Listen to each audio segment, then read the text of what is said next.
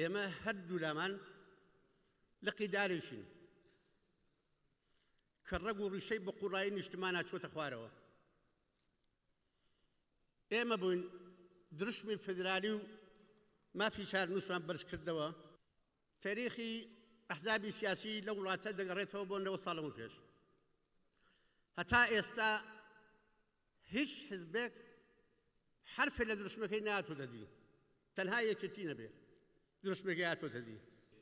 لە بەردەم هەڵبژاردنێکی زۆر مەسیریدا دروشمێکمان هەڵبژاردووە کە ئەو تعبیرە ئەگەیەنێت کە ئەویشەوەیە بە یەکەوە بەهێزترین. ئێمە لە ئینتیخاباتەکانی ڕابردوو بە یەکەوە نەبووین. لە چەندین ساڵی ڕابردووەوە بە یەکەوە نەبووینە.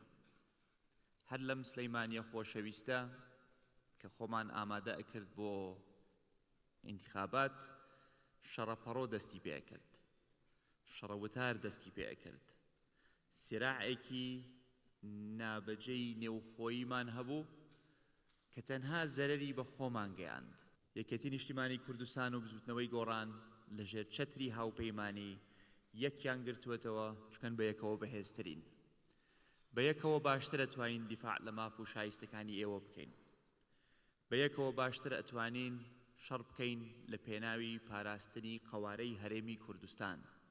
ئەگەر سێری دروشمەکەمان بکەین، یەکێکە لە ڕاستگۆترین دروشم ئەم جارە دروشمی بریقەدارمان هەڵ نەگرتووە.